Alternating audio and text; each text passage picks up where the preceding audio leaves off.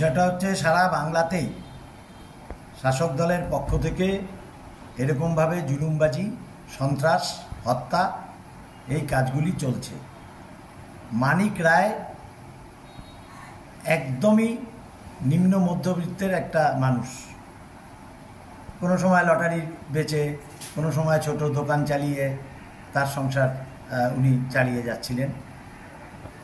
বছর 12-10 দুটো ছেলে আছে, নাবালক, স্ত্রী আছে।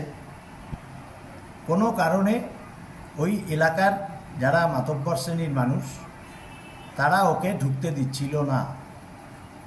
21 তারিখ ওকে সেখানে আমাদের দলীয় নেতৃবৃন্দ ব্লক স্তরের তারা ওখানে একটা অস্থায়ী ঘর করে দেয় হঠাৎ কলোনিতে, ময়নাগুড়ির খাগড়াবাড়ি 1 অঞ্চলে, এবং ও আবার বসবাস করা শুরু করে। সেদিন থেকেই আবার থ্রেট শুরু হয়। গতকাল রাতে ওকে বাড়ির থেকে ডেকে নিয়ে গিয়ে গাছের সাথে বেঁধে ব্রুটালি মার্ডার করা হয়েছে। একদম যাকে বলে ব্রুটালি মার্ডার। মানুষের কি বাঁচার অধিকার নেই? মানুষের কি কথা বলার অধিকার নেই? মানুষের কি অন্য কোনো দল পড়ে নিজের সিদ্ধারাটাকে ঠিক রেখে কাজ করে খাবার অধিকার নেই?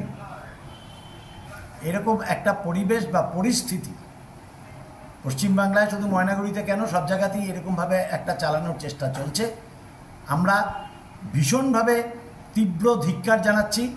এই মুহূর্তে আর কিছুক্ষণের মধ্যেই ওনার স্ত্রী একটা এফআইআর করেছেন, সেই এফআইআরের কপি নিয়ে এবং আমরাও একটা চিঠি লিখে এসপির সাথে দেখা করব।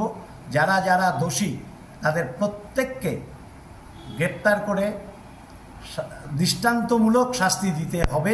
কারণ আমাদের কাছে দলীয় যে তদন্ত, সেই তদন্তে উঠে এসেছে যে ওই এলাকার শাসক দলের বুথ সভাপতি এবং পঞ্চায়েতের মদতে এই মার্ডার কেসটা হয়েছে।